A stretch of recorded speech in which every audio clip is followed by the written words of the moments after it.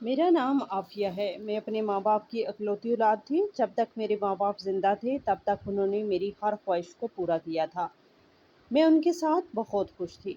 और फिर वो काली तारीख़ आई, जिसने मेरे माँ-बाप को मुझसे छीन लिया और उसके बाद मेरी ज़िंदगी बिल्कुल बदल गई थी। अब मेरे साथ सिर्फ़ मेरी ख़ाला ही रह गई थी। माँ-बाप के जाने के बाद मेरी ज़िम्मेदारी मेरी बेवा ख़ाला ने उठा ली थी। वो बेचारी खुद ही पहले से दुखों की मारी हुई औरत थी, लेकिन उन्होंने मेरा बोझ भी अपने कंधों पे उठा लिया। वो हमारा पेट पालने के लिए अपनी ज़िंदगी में बहुत मेहनत करती थी। लोगों के घरों में काम करने जाती, कभी सिलाई करती तो कभी कुछ और।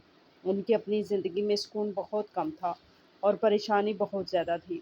वो बहुत मेहनत करती थी, इसीलिए हर वक्त थकी हुई रहती थी। हालांकि दो बेटे थे, जो मेरे भाई भी थे, जिन्हें वो बड़ी मुश्किल से पाल रही थी। मैं उन दोनों से बड़ी थी। जैसे-तैसे करके खाला हमें पढ़ा-लिखा कर बड़ा कर रही थी। फिर उसके बाद जब मेरी उम्र शादी के लायक हो गई तो उन्होंने फ़ैसला कर लिया कि वो मेरी जल्द से जल्द शादी कर देंगी, क्योंकि वो भी मेरी ज़िम्मेदारी से आज़ाद होना चाहती थी। इसीलिए उन्होंने जल्दी मेरा रिश्ता साबर नाम के एक शख्स से तय कर दिया। वो एक सादा-सा आदमी था। उसके साथ उसकी माँ रहती थी। इसकी माँ के बारे में सब लोगों की में ये बात रहती थी कि वो बड़ी ही सख्त मिज़ाज और गुस्सा करने वाली औरत है। लेकिन बेचारी मेरी खाला ने ये सब जानने के बावजूद भी हालात के दबाव में मेरी शादी का फैसला कर लिया, क्योंकि अब खाला की तबीयत भी आए दिन खराब रहती थी और उन्हें ये डर सता रहा था कि अगर इन्हें कुछ हो गया तो फिर मेरा क्या होगा।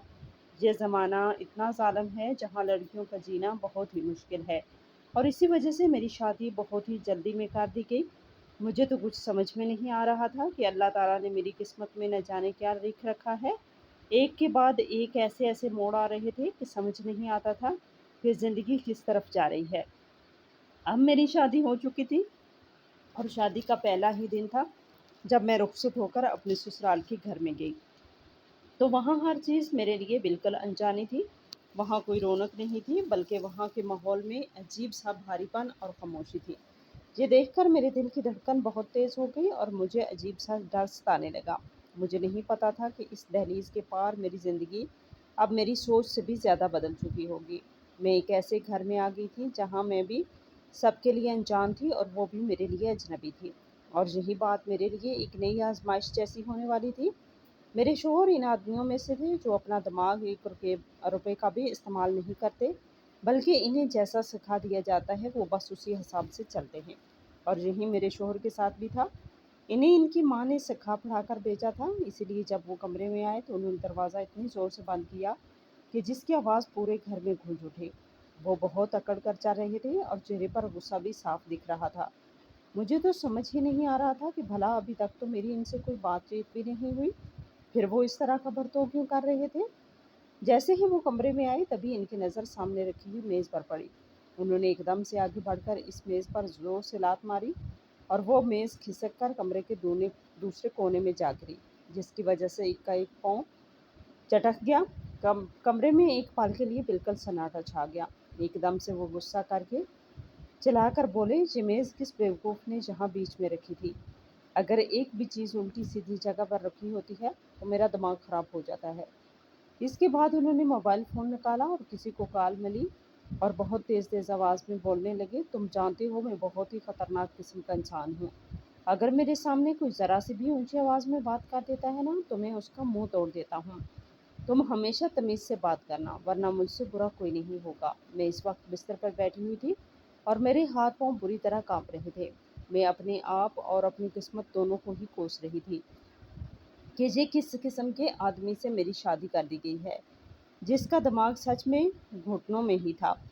मैं बहुत अच्छे से समझ रही थी कि वो किसी और के नहीं बल्कि मुझे डराने के लिए ये सब नाटक कर रहे हैं। लेकिन ये सब जानने के बाद भी इसकी हर बात मेरे दिल में उतर रही थी, क्योंकि अभी तक मेरा सामना ऐसे किसी भी आदमी से नहीं हुआ था। मेरी खाला के बेटे बहुत ही नरम मिजाज के थे। वो कभी भी ऊंची आवाज़ में बात नहीं करते थे। लेकिन मेरा शोहर ऐसा था जिसने कुछ ही देर में चिल्ला कर पूरा कमरा भर दिया था, वो भी बगैर किसी बात के। मैं नज़र झुकाकर चुपचाप बैठी रही और लंबी लंबी सांसें लेती रही।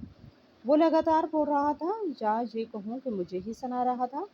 मैं इससे बहुत डर गई थी और ये अच्छे से समझ गई थी कि अगर मैं इस घर में सुकून और इत्मीनान से रहना है तो फिर मुझे इसकी हर एक बात माननी होगी। इसने बड़े ही कड़क अंदाज में मुझसे कहा कि इस घर में सिर्फ मेरी माँ का ही हुक्म चलता है। मेरी माँ की ख्वाहिश के बगैर इस घर का पत्ता भी नहीं हिलता। और कान खोल कर सुन लो, अगर इनकी मर्जी के खिलाफ कुछ भी हुआ या तुमने कोई भी गलती की तो फिर मैं तुम्हें कभी माफ़ नहीं करूँगा। वो बिल्कुल ही एक रवायती आदमी था, जिसका दिमाग पुरानी सोच से भरा हुआ था, जिसे हमेशा यही सिखाया गया कि बीवी पाँव की जूती होती है। मैं सुबह हुई तो कमरे में रोशनी फैल रही थी, जिसकी थकान अभी भी मेरे चेहरे पर थी। मेरी सास ने मुझे ज़ोर से आवाज़ दी और बोली कि अभी जाकर किचन में नाश्ता तैयार करो। वो भले ही मुझसे फ़िलहाल आराम से बात कर रही थी, लेकिन मुझे एक अजीब सा लग रहा था। मैंने खुद को समझाया कि घर में सबका यही तरीका होता होगा। शायद इनके यहाँ अगले दिन ही से नई दुल्हन काम करना शुरू कर देती हो। मैं चुपचाप किचन में चली गई। बर्तनों की आवाज़ और नाश्ते की खुशबू चारों तरफ फैल रही थी। मैं नाश्ता बनाकर वापस आई तो देखा बाहर एक नया हंगामा मचा हुआ था। दरअसल मेरी सास मेरे कमरे में शिफ्ट हो गई थी। जो सामान उन्होंने मेरी खाला से लिया था वो सब इसी कमरे में रखा था, और जो भी चीज़ मेरी थी वो भी अभी तक इसी कमरे में रखी हुई थी। मुझे सब देखकर बहुत हैरत हुई, लेकिन फिर भी मैं चुप रही। उन्होंने साफ-साफ मेरी खाला से कहा था कि आप जो भी देंगी वो सब कुछ बस आपकी लड़की का ही होगा। हमें इससे कोई मतलब नहीं है, लेकिन जहाँ तो सच्चाई कुछ और ही दिख रही थी। मेरे शौहर का रंग मेरे मुकाबले थोड़ा-सा साफ था, और उसकी हर छोटी-छोटी बात पर बार-बार मेरे शौहर और मुझ में मुवाज़ना करने के लिए हमारे दरमियान के फ़र्क का ज़िक्र किया जाता था, और मुझे एहसास दिलाया जाता था कि मैं पराए घर से आई हूँ। शादी हो जाने के बावजूद भी मुझे घर का फ़र्द नहीं माना जा रहा था। इसके बाद मेरी सास बोली कि तुम अपना जो ज़रूरी सामान है वो उठाओ और मेरे कमरे में शिफ्ट हो जाओ। बस ये अभी कुछ दिन ही की बात है। मैंने उनकी बात चुपचाप सुनकर सर हिला दिया, लेकिन मुझे कहीं से ना कहीं ये समझ आ रहा था कि ये कुछ दिन की बात नहीं होगी। ये हमेशा का ही हाल हो जाएगा। मैं चुपचाप उनके कमरे में गई, देखा तो वहाँ सिर्फ पुराना सा बिस्तर पड़ा था। अलमारी के नाम पर एक पुराना जंग लगा डब्बा था। मैं चुपचाप से अपना सारा सामान इस डब्बे के अंदर रख दिया, बिस्तर को अच्छे से साफ किया। जब मैं बिस्तर के नीचे देखा तो वहाँ पर काफ़ी सारा कचरा जमा था। फिर मैंने सारा कचरा साफ किया, अच्छे से झाड़ू लगाई और पोछा भी लगाया। अब जो कचरे की बदबू थी वो तो साफ हो गई, लेकिन जो सेलन की महक थी वो अभी भी आ रही थी, क्योंकि इस कमरे की दीवारों में काफ़ी भयानक सीलन सीलन आ चुकी थी। लेकिन अब मैं क्या ही कर सकती थी, वहीं कमरा मेरा ठिकाना बन चुका था। मैं वो दुल्हन थी जिसे अगले ही दिन से अपना कमरा छीन लिया गया, और कुछ भी ना कर सकी। आहिस्ता आहिस्ता इस घर में मेरे दिन गुजरते रहे। मेरी सास अक्सर मेरे शोहर को दुआ देती कि अल्लाह ताला तुझे जल्द ही दो दो बेटों का बाप बना दे। वो बार बार बेटों का जिक्र करती और अल्लाह ताला से दुआ करती। इनकी हर बात में यही जिद दिखती थी कि इन्हें तो बस बेटा ही चाहिए। मैं चुपचाप ये सब सुनती और दिल में सोचती कि बेटा या बेटी देना ये तो सिर्फ अल्लाह ताला के हाथ में है। लेकिन मेरी सास को ये सब कौन समझाए? अगर वो यही सोचेंगी तो फिर अगर इसका उल्टा हो गया तो तब वो मेरे बच्चों को बोझ ही बना देंगी। अगर इन्हें बेटे की इतनी ख्वाहिश है तो अल्लाह ताला प्लीज़ इन्हें एक बेटा दे दे। मेरी शादी को सिर्फ 3 माह गुजरे थे, अभी तक कोई खुशखबरी नहीं थी। लेकिन मेरी सास की बात हर वक्त बस बच्चों के आसपास ही घूमती रहती थी। मुझे तो लग रहा था शायद इस बारे में मेरे शोहर इनसे कुछ ना कुछ तो कहेंगे, लेकिन उन्होंने भी कुछ ना कहा। जहाँ तक कि उन्होंने ये भी नहीं बोला कि आप एक नई दुल्हन को इसके कमरे से निकाल दिया, क्योंकि आखिर वो कमरा तो था मेरे शोहर का भी ना। लेकिन ना तो इन्हें इस बात पर कोई हैरानी हुई और ना ही कोई मुश्किल। सब कुछ वहाँ एक मामूल के मुताबिक ही चल रहा था। जब मेरे शोहर का जी चाहता तो मेरे कमरे में आ जाते, कभी कुछ चीज़ लेने के बहाने, कभी किसी बात के लिए, और अपने काम से मतलब रखकर वापस चले जाते। फिर वो आराम से अपनी माँ के कमरे में ही रहती और मैं अपनी सास के इस पुराने से कमरे के टूटे हुए बिस्तर पर अकेली पड़ी रहती। रात को अक्सर मुझे नींद नहीं आती, कई बार मैं छत को घूरती रहती और इसी तरह से खामोशी से मेरे दिन गुजर रहे थे। शुरू-शुरू में मुझे लगा कि शायद मैं अपने हालात को बदल लूँगी, लेकिन अब हर एक दिन मुझे एहसास दिला रहा था कि मेरी ज़िंदगी अब वैसी नहीं होगी जैसी मैंने सोची थी। पर आगे मेरे साथ जो होने वाला था, इसका अंदाज़ा भी मुझे बिल्कुल नहीं था। एक दिन मैंने पनीर की सब्ज़ी बनाई। मैंने बहुत मन से खूब अच्छे से मसालों को भूनकर वो सब्ज़ी काफ़ी देर खड़े होकर पूरे तवज्जो से बनाकर तैयार की। जब सब्ज़ी तैयार हुई तो हम तीनों लोग एक साथ खाने के लिए बैठे। इस वक्त बिल्कुल खामोशी थी, सिर्फ बर्तनों की आवाज़ें ही इस खामोशी को तोड़ रही थी। हर कोई खाने में मसरूफ़ था। मेरी सास ने पहला निवाला तोड़ा और जैसे ही मुंह में रखा, फ़ौरन ही मुंह बनाकर ज़ोर से चिल्लाकर बोली, "ओ हाँ महारानी, दिमाग ख़राब हो गया है तुम्हारा? इतना ज़्यादा नमक डाल दिया?" और मुझे हमेशा इसी तरह के अल्फाज से बुलाती थी। जैसे कि मेरा कोई अपना नाम नहीं है मैं और ना ही मेरा कोई वजूद है। मैंने आहिस्ता से जवाब दिया, पर माँ जी मुझे तो ठीक लग रहा है। ये बात बिल्कुल मामूली थी, लेकिन मेरे मुंह से इतना निकलते ही जैसे वहाँ का माहौल बिल्कुल बदल गया। मेरे शोर ने फौरन एक जोरदार थप्पड़ मेरे मुंह में चाट दिया। इस बार मुझे लगा जैसे वक्त रुक गया हो। एक तेज झटका था जो मेरे चेहरे से होता हुआ मेरे पूरे जिस्म में फैल गया। आंखों के सामने अंधेरा छा गया, दिमाग जैसे सुन्न हो गया और कानों में सिर्फ सनसनाहट फैल गई थी। वो गुस्से में ज़ोर से चलाया, जब अम्मा कह रही हैं कि नमक तुमने ज़्यादा कर दिया है तो फिर वापस पलट कर जवाब क्यों दे रही हो? जाओ जाकर इस सब्ज़ी को अभी ठीक करके लाओ। मैं इसके आगे कुछ ना बोली। मेरा दिमाग ऐसा लग रहा था जैसे बिल्कुल सुन्न हो गया हो, जबकि मेरी सास के खाना खाने से पहले मेरे शोहर ने खाना शुरू कर दिया था। पहले वो बिल्कुल चुपचाप खा रहा था। इसे सब्ज़ी में कोई मुश्किल नहीं थी, लेकिन जैसे ही सास ने शिकायत की, तो फ़ौरन मेरे खिलाफ खड़ा हो गया। मेरी आंखों में आंसू आ गए थे, लेकिन मैंने इन आंसुओं को गिरने नहीं दिया। मैं भारी कदमों से चलती हुई वापस किचन में आ गई। सब्जी के बर्तन को मैंने दोबारा चूल्हे पर रखा और उसे ठीक करने लगी। मेरे हाथ कांप रहे थे और अब आंसू आंखों से बाहर बह रहे थे। मैं उन्हें रोकने की कोशिश कर रही थी, लेकिन वो नहीं रोक रहे थे। पहली बार ऐसा था जब किसी ने मुझ पर हाथ उठाया था, और वो भी इस इंसान ने जो मेरा हमसफ़र था।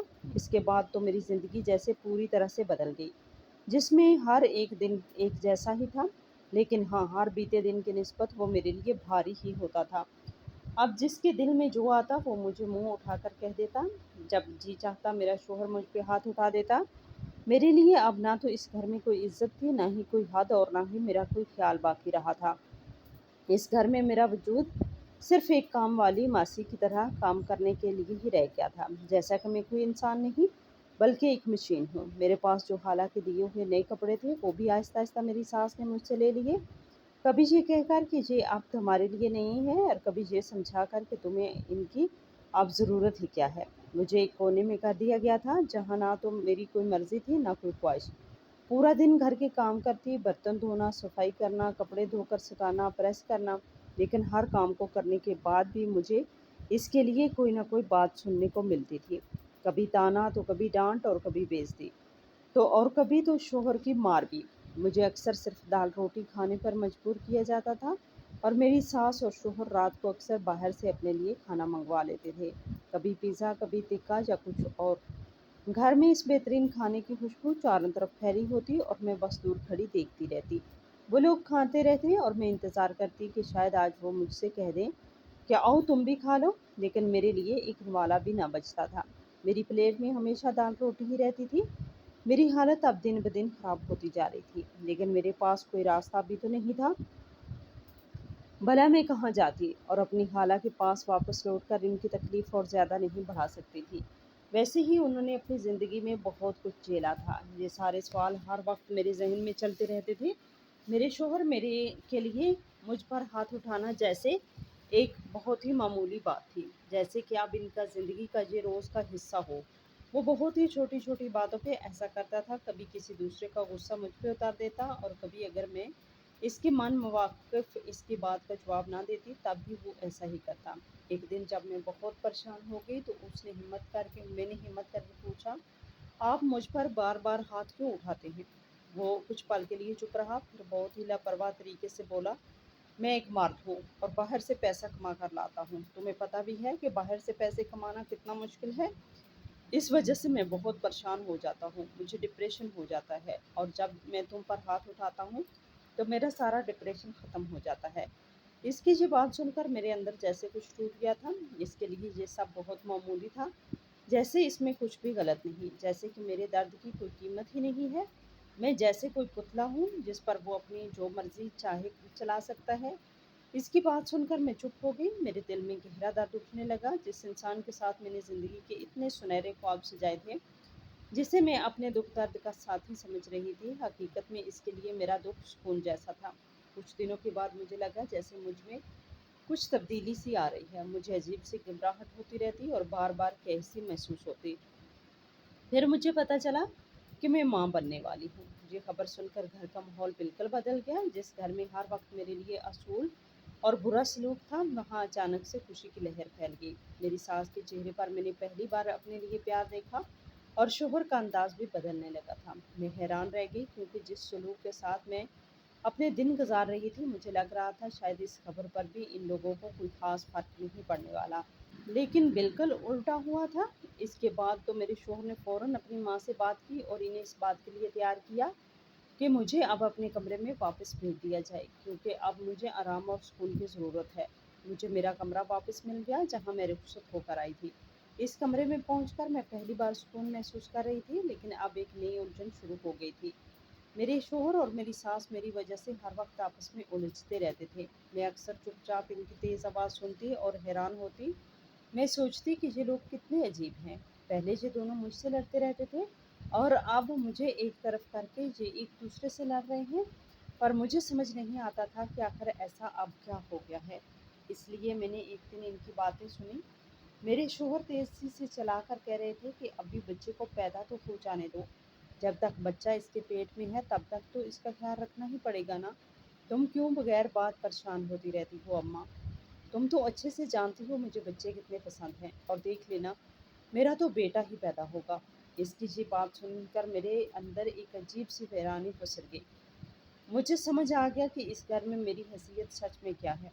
ये सब प्यार नहीं था, ये सब तो किसी खुदगर्जी की खातिर सिर्फ नाटक किया जा रहा था। मेरा वजूद इनके लिए सिर्फ अपने आने वाले बच्चे से जुड़ा था।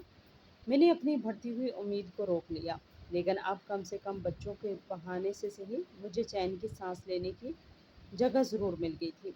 अब दिन भर में कई बार ऐसा होता कि घर में शोर शराबा कम होता था और मैं अपने अंदर पलने वाले अपने बच्चों के साथ सुकून महसूस कर सकती थी। पुराने ज़माने के लोग अक्सर ऐसी बातें बताते हैं कि जब एक औरत माँ बनने वाली होती है तो घर का पूरा माहौल बदल जाता है।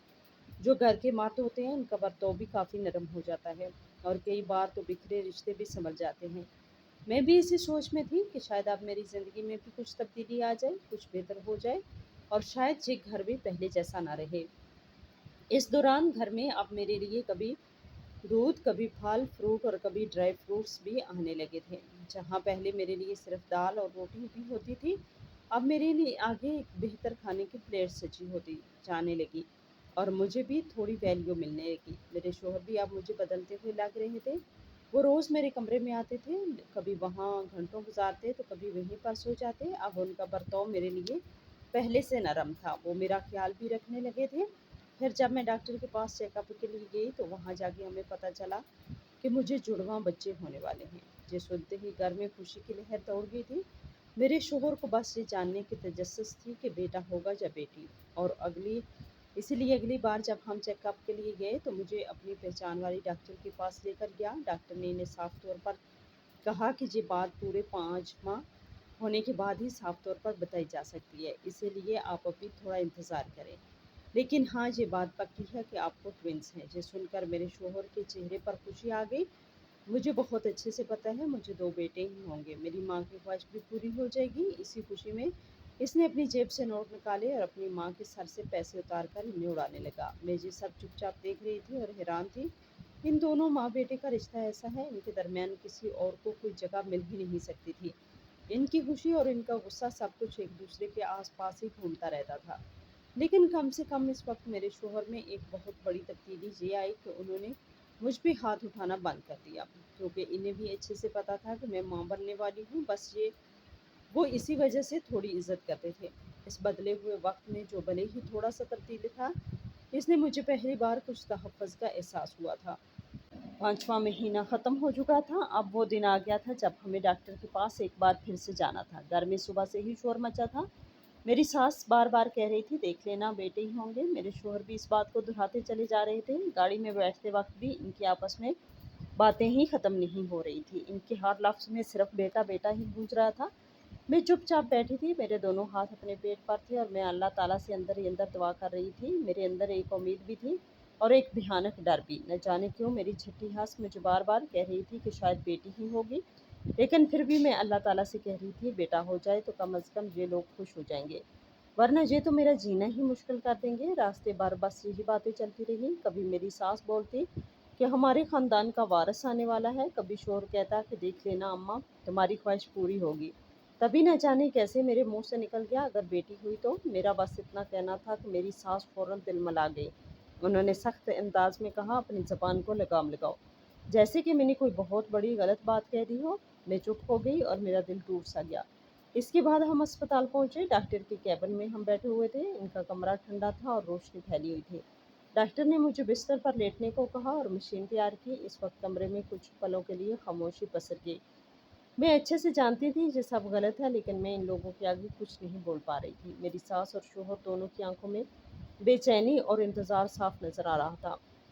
میری ساس بار بار اللہ تعالیٰ سے دعا کر رہی تھی۔ یہ دیکھ کر میرے دل کی دھڑکن بہت تیز ہو چکی تھی۔ مجھے نہیں پتا تھا کہ ڈاکٹر کے اگلے الفاظ کیا ہوں گے، اور پھر جیسے ہی ڈاکٹر نے کہا کہ مبارک ہو، آپ کو دونوں بیٹیاں ہیں، یہ سنتے ہی کمرے کی ہوا جیسے بھاری ہو گئی۔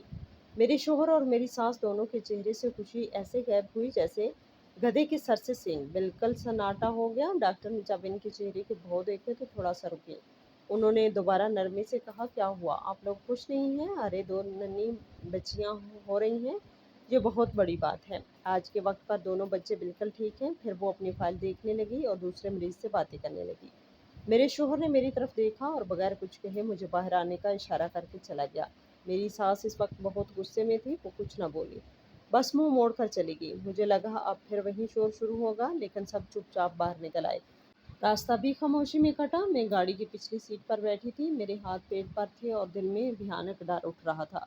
میرے شوہر اور ساس آگے بیٹھ کر آہستہ آہستہ کچھ باتیں کر رہے تھے۔ گھر پہنچتے ہی جیسے ہی دروازہ بند ہوا، ماحول بالکل بدل گیا۔ خاموشی ٹوٹی اور آوازیں تیز گونجنے لگی۔ میری ساس زور سے چلا کر بولی، یہ تو بیٹا ہی نہیں پیدا کر رہی بلکہ دو دو بیٹیاں لا رہی ہے تاکہ میرے بیٹے کا سر شرم سے جھک جائے اور لوگ اسے گری ہوئی نظر سے دیکھیں۔ وہ لگاتار زہریلی باتیں بولتی جا رہی تھی۔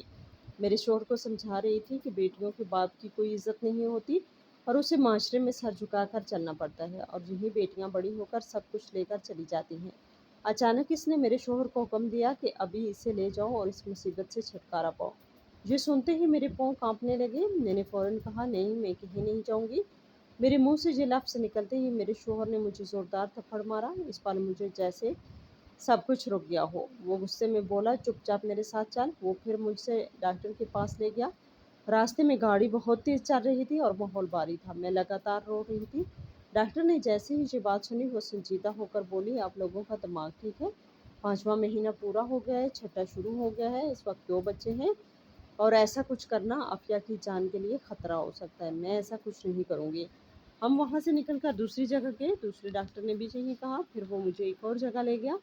پورا دن ہم بھٹکتے رہے، کبھی گاڑی میں تو کبھی کسی کلینک کے باہر۔ میں بری طرح تھک چکی تھی، میرا جسم ٹوٹ رہا تھا اور دل بھی بیٹھ رہا تھا۔ جہاں بھی گئے بس ایک ہی جواب ملا، لیکن میرا شوہر ہار ماننے کے لیے تیار نہیں تھا۔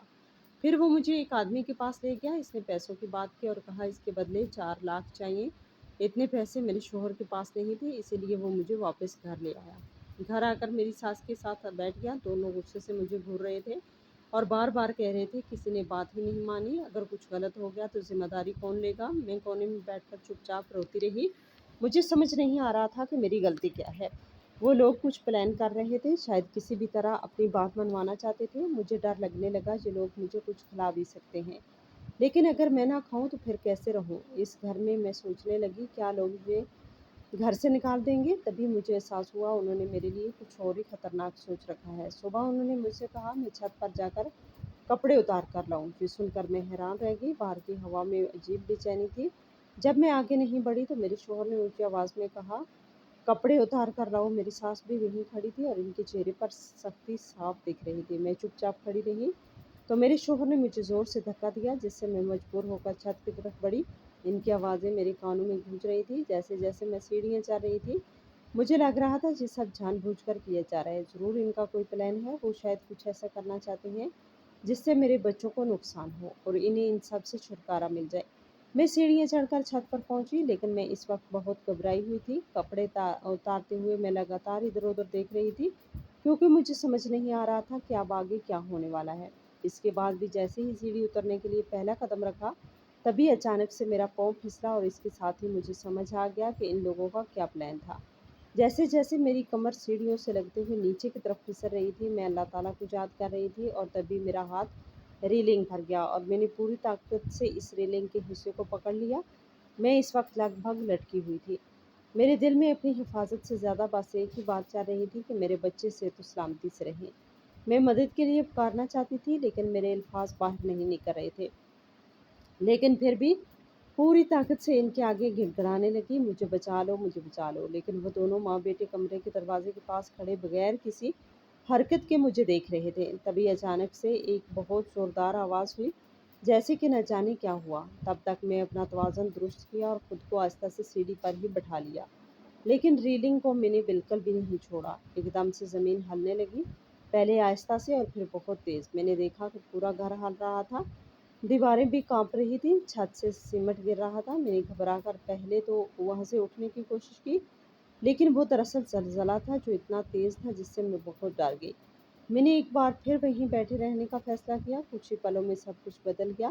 جب میں نے اپنی آنکھیں کھولی تو صرف جس جگہ میں سیڑھیوں پر بیٹھی ہوئی تھی وہی جگہ صحیح سلامت سے بچی تھی، باقی کا پورا گھر ٹوٹ گیا۔ دیواریں زمین پر گر گئی، کمرے کی چھت ٹوٹ گئی تھی، ہر طرف دھول مٹی پھیلی ہوئی تھی۔ میں کچھ لمحوں کے لیے دھنگ رہ گئی، مجھے تو بھروسہ ہی نہیں ہو رہا تھا کہ ابھی کیا ہوا ہے۔ میرے شوہر اور میری ساس کمرے میں ہی تھے، اسی لیے وہ دونوں زخمی ہو گئے تھے۔ چیخنے چلانے کی آوازیں دور تک جا رہی تھی۔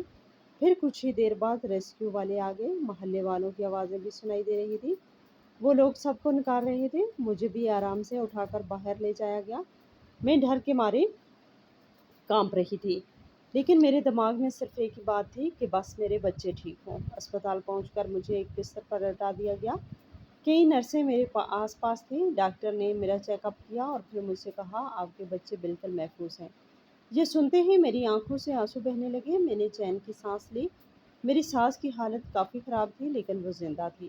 میرا شوہر بھی بچ گیا تھا۔ ان سب کو الگ الگ وارڈ میں رکھا گیا تھا۔ کچھ دیر کے بعد میرا شوہر میرے پاس آیا، اس کے چہرے پر تھکان تھی۔ وہ مجھ سے بڑے ہی روکھے انداز میں بولا، اب میں تم سے کوئی رشتہ نہیں رکھنا چاہتا، میرا گھر بھی اب ختم ہو چکا ہے، اسی لیے جب ٹھیک ہو جانا تو یہاں سے چلی جانا۔ میں چپ رہی۔ میں نے پلٹ کر کہا، ٹھیک ہے، کیونکہ اس وقت میرے اندر نہ تو اس سے لڑنے کی ہمت تھی اور نہ ہی بحث کرنے کی خواہش، کیونکہ سب کچھ ویسے ہی بکھر چکا تھا۔ ان کچھ دنوں کے بعد ہمیں ریلیف کیمپ میں شفٹ کر دیا گیا، کیونکہ گھروں میں تو اب صرف ملبہ بچا تھا۔ زندگی اب انہی کیمپوں میں تھی۔ ایک طرف میرے شوہر اور اس کی ماں رہتے تھے اور دوسری طرف الگ ٹینٹ میں تھی۔ زندگی بہت معمولی تھی، کبھی کوئی لوگ کھانا دے جاتے تھے تو کبھی سرکاری محکمے والے آ کر کچھ مدد کر دیتے تھے۔ کئی لوگوں نے بھی مدد کی، کبھی کپڑے اور راشن ملتے۔ میں چپ چاپ سب کچھ جمع کر کے رکھ رہی تھی۔ اب میرے اندر کسی سے کچھ بھی کہنے کی ہمت نہیں رہی تھی۔ میں بس صرف اپنے بچوں کے بارے میں سوچتی تھی، وہ میرے اندر تھے اور یہی میری آخری امید تھی۔ زندگی نے مجھے ایک عجیب سے موڑ پر لا کر کھڑا کر دیا، جہاں سب کچھ ختم ہو چکا تھا لیکن پھر بھی میں ابھی تک زندہ تھی، کیونکہ میں ایک ماں بننے والی تھی۔ شاید اسی لیے وہاں پر میرا خیال سب کے مقابلے کچھ زیادہ ہی رکھا جا رہا تھا۔ وہاں موجود کچھ عورتیں میری حالت کو اچھے سے سمجھ رہی تھیں۔ ان کی آنکھوں میں میرے لیے ہمدردی تھی، کیونکہ وہ خود بھی عورتیں تھیں اور میرے پاس آ کر اکثر بیٹھ جاتی، کبھی مجھے تسلی دیتی تو کبھی کھانے کے لیے پوچھتی۔ پھر کچھ مہینے گزرے تو مجھے ریلیف کیمپ سے نکال کر ایک چھوٹے سے پکے گھر میں شفٹ کر دیا گیا۔ وہ جگہ پہلے سے بہتر تھی، اس کی چھت محفوظ تھی، دیواریں بھی کافی مضبوط تھی۔ مجھے ایک چھوٹا سا کمرہ دے دیا گیا۔ انہوں نے کہا، جہاں پر تمہارے لیے رہنا زیادہ بہتر ہے۔ میں کافی دنوں بعد خود کچھ حد تک سکون محسوس کر رہی تھی۔ وہاں پر ایک ڈاکٹر بھی تھی جو روز آتی تھی۔ میں نے ایک دن ان سے کہا کہ حادثے کے بعد سے میرا الٹرا ساؤنڈ نہیں ہوا ہے، کافی وقت گزر چکا ہے۔ انہوں نے نرمی سے کہا، ٹھیک ہے، ہم کر لیتے ہیں، آپ فکر نہ کریں، اب کی باری جلدی آئے گی۔ آہستہ آہستہ وقت گزرتا رہا۔ میں اپنے چھوٹے سے کمرے میں زیادہ تر چپ چاپ رہتی، کبھی باہر لگے ہوئے ٹینٹوں کی طرف دیکھتی جہاں لوگ اپنی اپنی پریشانی میں مصروف تھے۔ میری ساس بھی وہاں سے خوش نہیں رہ رہی تھی، وہ کبھی بھی ہر وقت کسی نہ کسی سے جھگڑا کرتی رہتی تھی۔ کبھی کہتی کہ ہمیں اتنا کھانا کم کیوں ملتا ہے، کبھی کہتی ہمیں اس جگہ پر کیوں رکھا جا رہا ہے، کبھی بھی ہمیں بھی پکی جگہ پہ لے کر جاؤ، کبھی اس بات پر جھگڑا کرتی کہ میری بہو کو کمرہ کیوں دیا گیا۔ لوگ اسے سمجھاتے کہ میں ایک پریگننٹ عورت ہوں، اس لیے مجھے یہ ساری سہولتیں دی جا رہی ہیں، لیکن پھر بھی وہ ناراض ہوتی۔ ان سب چیزوں کے باوجود اب مجھے کسی کی ذرا بھی پرواہ نہیں تھی، کیونکہ اندر سے بہت تھک چکی تھی۔ میری ساس اکثر مجھے ایسے دیکھتی جیسے میرا کوئی خاص وجود نہیں ہے، لیکن میں جانتی تھی میرے وجود میں میرے اندر دو زندگیاں پل رہی ہیں۔ میری 2 بیٹیاں ہیں، یہ خیال مجھے ہر وقت محفوظ رکھنے کی ہمت دیتا تھا۔ میں خود سے کہتی ایک ماں کے لیے اس کی اولاد صرف اولاد ہوتی ہے۔ ماں کو کبھی بھی بیٹا یا بیٹی سے فرق محسوس نہیں ہوتا۔ ایک ماں اپنے بچوں کو پورے دل سے پالتی ہے۔ وقت گزرتا رہا لیکن ایک نئی مشکل سامنے آ گئی۔ سب طرف باتیں ہونے لگی جو شادی شدہ جوڑے ہیں انہیں اب رہنے کے لیے الگ سی جگہ دی جائے گی۔ میں سوچنے لگی اگر ایسا ہوا تو پھر مجھے بھی اپنے شوہر کے ساتھ رہنا پڑے گا، کیونکہ ابھی تک میرا اس سے طلاق نہیں ہوا تھا اور میں پریگننٹ بھی تھی۔ ابھی تک اس نے مجھے اس لیے بھی طلاق نہیں دی تھی کیونکہ فی الحال وہ مشکلات سے بوجھ تھا، جو حالات بھی کافی مشکل تھے۔ یہ سب باتیں میرے دماغ میں گھوم رہی تھی۔ اس بارے میں ڈاکٹر سے بات کی تو انہوں نے کہا جیسے ہی تمہارا بچہ پیدا ہو جائے گا اگر تمہارا شوہر تمہیں طلاق دے دیتا ہے تو پھر تمہیں الگ رہنے کی جگہ مل سکتی ہے۔ یہ سن کر میرے اندر عجیب سا سکون اور فکر دونوں ہی چلنے لگے۔ میں جانتی تھی میری جنگ ابھی ختم نہیں ہوئی ہے، بلکہ اصلی جنگ تو اب شروع ہونے والی ہے۔ پھر ایک دن اچانک رات کو میری طبیعت بگڑنے لگی۔ ہوا میں ٹھنڈک تھی، میں اپنے بستر پر لیٹی تھی، مجھے عجیب سا درد شروع ہو رہا تھا۔ پہلے یہ درد ہلکا تھا، پھر آہستہ آہستہ بڑھنے لگا۔ میں نے دیوار کا سہارا لیا اور خود کو سنبھالنے لگی۔ میری سانس تیز ہو رہی تھی۔ ڈاکٹر فوراً میرے پاس آئے، انہوں نے میری حالت دیکھ کر نرسوں کو بلایا، سب فوراً ہی حرکت میں آ گئے۔ مجھے احتیاط سے بستر پر لٹایا گیا۔ سب لوگ آہستہ آہستہ باتیں کر رہے تھے، میری آنکھیں بند ہو رہی تھی، مجھے بہت کمزوری محسوس ہو رہی تھی۔ سب نے چین کی سانس لی لیکن میری حالت کافی کمزور ہو چکی تھی۔ کچھ دیر بعد میں بے ہوش ہو گئی، مجھے کچھ یاد نہیں رہا۔ جب ہوش آیا تو کمرے میں ہلکی سی آواز سنائی دی۔ میں نے آہستہ سے آنکھیں کھولی، ابھی بھی مجھے کافی بھاری پن لگ رہا تھا۔ میں نے ڈاکٹر سے پوچھا میرے بچے کیسے ہیں؟ تو ڈاکٹر نے میری طرف دیکھا اور نرم انداز میں بولی بیٹیاں نہیں بلکہ تمہیں ایک بیٹا اور ایک بیٹی ہوئی ہے۔ یہ سنتے ہی کچھ پلوں کے لیے چپ رہ گئی۔ مجھے بھروسہ نہیں ہو رہا تھا لیکن میں نے کہا لیکن پہلے ڈاکٹر نے مجھے کہا تھا کہ مجھے دونوں بیٹیاں ہیں۔ وہ ہلکا سا مسکرائی اور بولی دیکھو جب جڑواں بچے ہوتے ہیں تو کبھی کبھار الٹرا ساؤنڈ میں غلطی ہو جاتی ہے، ایک ہی بچے کو دوبارہ دیکھ لیا جاتا ہے اور شاید پہلی باری ڈاکٹر نے تمہاری بیٹی کو ہی دوبارہ دیکھ کر ایسا بتا دیا ہوگا۔ انہوں نے کہا سچ یہی ہے کہ تمہارا ایک بیٹا ہے اور ایک بیٹی ہے اور دونوں ہیلدی ہیں اور بہت خوبصورت ہیں۔ یہ سن کر میری آنکھوں سے آنسو نکلنے لگے۔ ڈاکٹر بولی کیا ہوا، تم رو کیوں رہی ہو؟ میں نے کچھ دیر بعد خود کو سنبھالا، پھر انہیں ساری بات بتا دی۔ پہلے مجھے جب یہ معلومات دی گئی تھی تو میرے گھر میں کیسے حالات تھے۔ یہ سب سن کر حیران رہ گئی، کچھ دیر چپ رہی، پھر بولی یہ لوگ تو بہت ہی اگرے ہیں۔ اب تم نے فیصلہ کیا ہے، تم چاہو تو NGO والوں کی مدد لے سکتی ہو، وہ لوگ تمہاری مدد کر دیں گی۔ میں تھوڑا سوچ کر کہا میں ایک بار اپنے شوہر کو یہ سب بات بتانا چاہتی ہوں۔ ڈاکٹر فوراً بولی تم ایسے شوہر کو کیوں بتانا چاہتی ہو جس نے تمہارے ساتھ اتنا سب کرنے کی کوشش کی؟ میں نے آہستہ سے کہا ہاں آپ ٹھیک کہہ رہی ہیں لیکن آخر وہ بچوں کا باپ ہے، اسے بھی جاننے کا حق ہے۔ ڈاکٹر بولی تم اس وقت جس بات میں بہتر فیصلہ کر رہی ہو۔ میں نے کہا ہاں میں ایموشنل ہوں۔ ڈاکٹر نے کہا ٹھیک ہے اگر تمہیں بتانا ہے تو بتا دینا لیکن فی الحال تم آرام کرو۔ اس کے بعد میں ایک ہفتے تک آرام کیا اس کے بعد میں نے ایک ہفتے تک آرام کیا۔ اس دوران میری بہت اچھے سے دیکھ بھال کی گئی۔ تمہارے شوہر کو یہاں بلا لیا گیا ہے۔ میں اس وقت بستر پر تھی تبھی مجھے باہر سے قدموں کی آہٹ سنائی دی۔ دروازہ آہستہ سے کھلنے لگا، میں نے دیکھا تو میرا شوہر اندر آ رہا تھا۔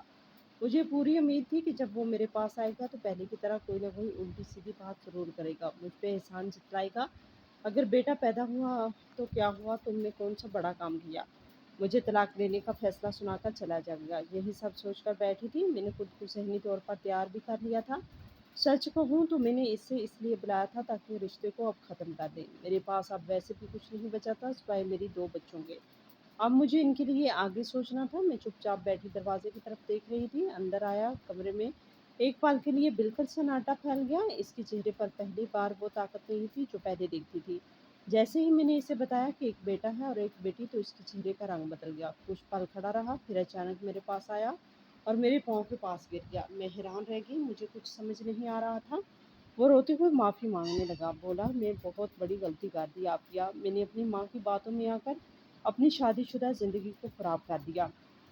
مجھے بیٹیوں سے بھی کوئی مشکل نہیں تھی، وہ بھی تو میری اپنی ہی اولاد ہیں، میں یہ کیسے بھول گیا، میں تم پر ہاتھ اٹھاتا رہا، میں نے تمہیں بہت ہی دکھ دیا اور اللہ تعالیٰ نے مجھے سزا دے دی، میرا گھر ٹوٹ گیا، میری زندگی بکھر گئی، اب میرے پاس کچھ نہیں بچا اور میرے بچے بھی ہیں، ماں کے بغیر نہیں رہ سکتے، مجھے معاف کر دو۔ بار بار یہی بولتا رہا اور روتا رہا۔ میں چپ تھی، میرے اندر غصہ بھی تھا اور تھکن بھی۔ میں نے آہستہ سے کہا پھر اب تم سے تمہاری ماں ہماری زندگی میں ویسا ہی زہر گھولیں گی۔ تب وہ بولا، میں اپنی ماں کی کوئی بات نہیں سنوں گا، اب صرف تم اور ہمارے بچے ہیں جنہیں میں سنبھال لوں گا۔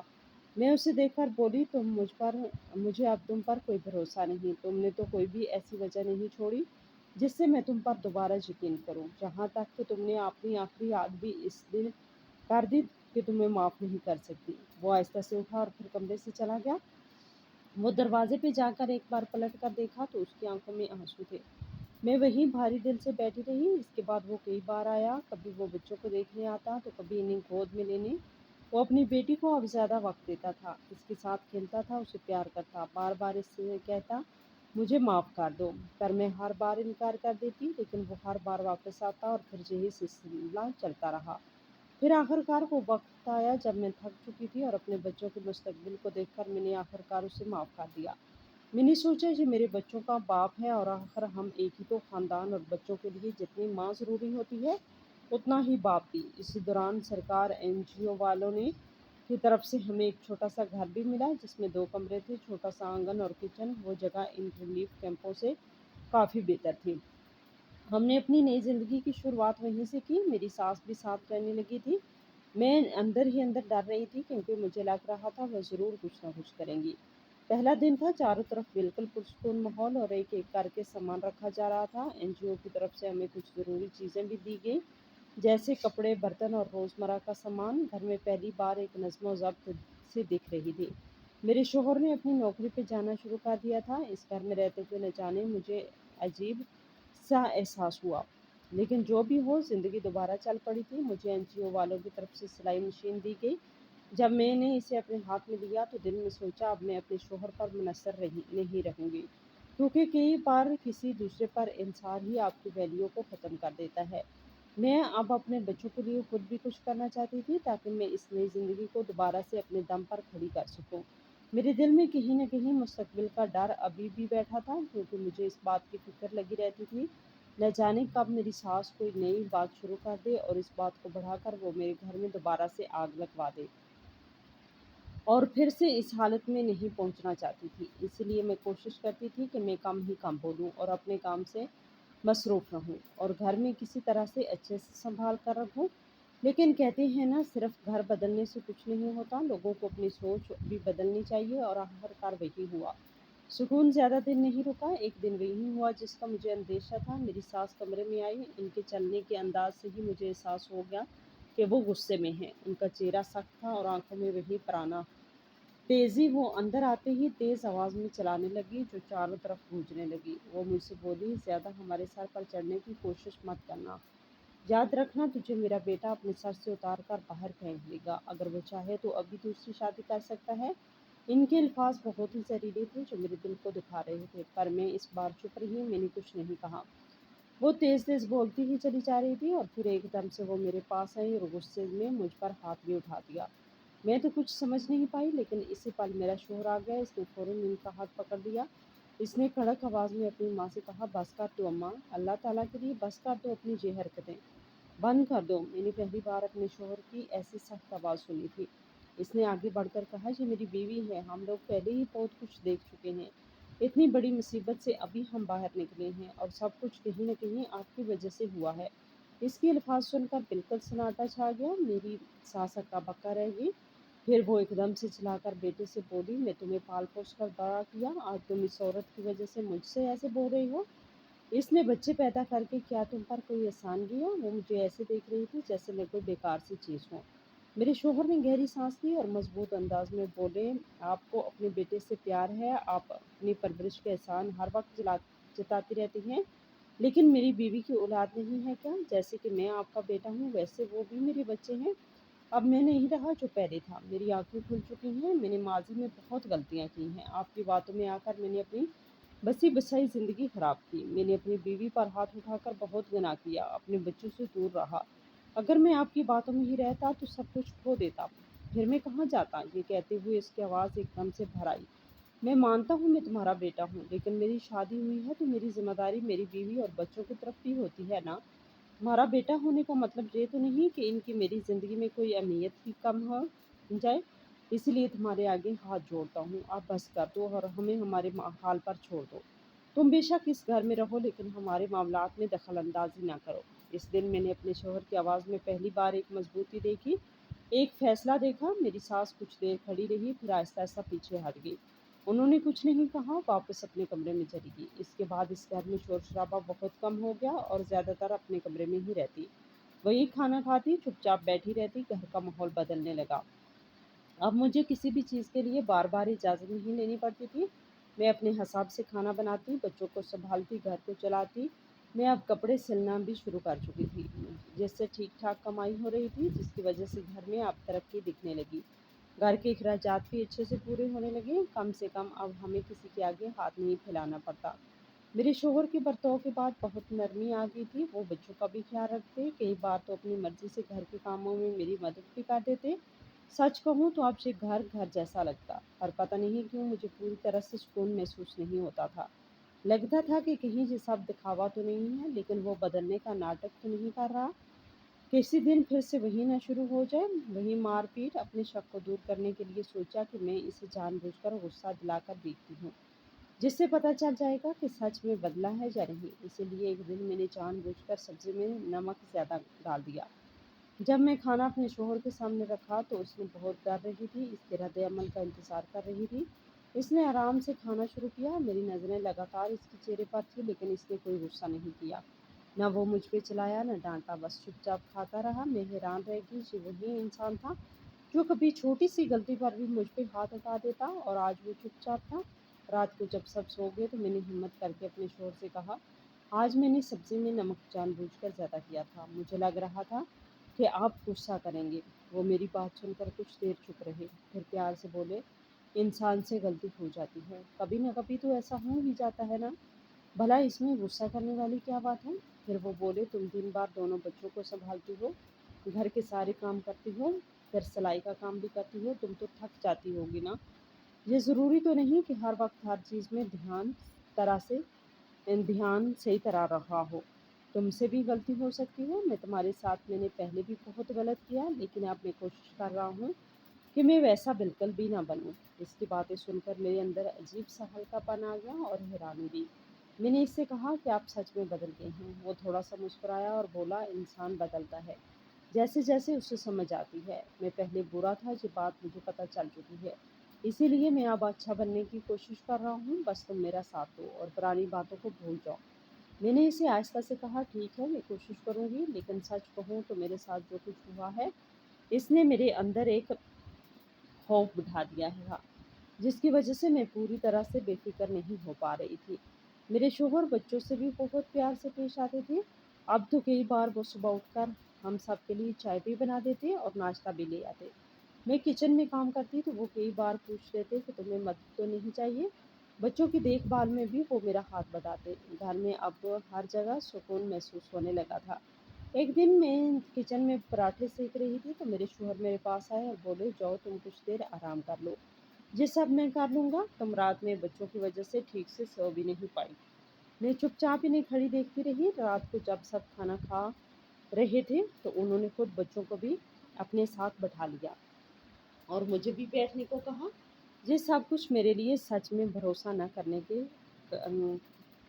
काबिल था, क्योंकि पहले जब खाना खाया जाता तो अजीब सी टेंशन होती थी, लेकिन अब खुशी महसूस होती थी। अगले दिन वो मुझे अपने साथ बाजार लेकर गए। हम दोनों पहली बार एक साथ बाहर कहीं गए थे।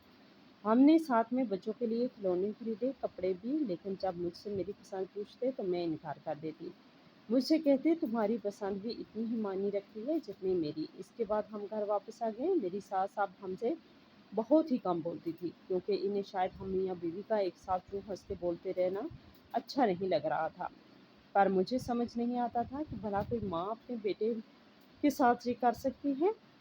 जब उन्होंने शादी अपनी मर्जी से अपने बेटे की मेरे साथ करवाई है, तो फिर भला हमें एक साथ खानदान की तरह खुश देखने में इन्हें मुश्किल क्या है। पर मुझे इनकी ये बात कभी समझ नहीं आती थी। मैं जब बाजार से आई तो इनके लिए साड़ी लेकर आई। मैं बड़ी उम्मीद से इनके पास साड़ी लेकर गई, शायद वो खुश हो जाएं, लेकिन उन्होंने इस पर कोई भी भाव नहीं दिया, बस चुपचाप साड़ी अपने पास रख ली। लेकिन अब मैंने सोच लिया कि अब मैं इससे ज़्यादा और कोशिश नहीं कर सकती, क्योंकि सच यही है, कभी कभी आप किसी के लिए कितना भी कर लें, अगर इसे आपसे खुश नहीं होना तो वो आपसे कभी खुश नहीं होगा। اسی لیے میں اپنی زندگی میں اپنی خوشیوں میں اپنے بچوں میں ہی ڈھونڈتی ہوں۔ دوستوں، کیا آپ نے بھی اپنے آس پاس کبھی اس طرح کی چیز کو محسوس کیا؟ کچھ لوگوں نے اپنی بچوں کی شادی کروائی، یعنی کہ اپنے بیٹوں کی شادی کرائی، لیکن انہیں کبھی بھی اپنے بیٹے اور بہو کو ساتھ میں ہنستے کھیلتے ایک خاندان کی طرح دیکھنے میں بالکل بھی اچھا نہیں لگتا تھا، بلکہ وہ لوگ ہمیشہ اپنے بہو بیٹے کے درمیان جھگڑے کرواتے۔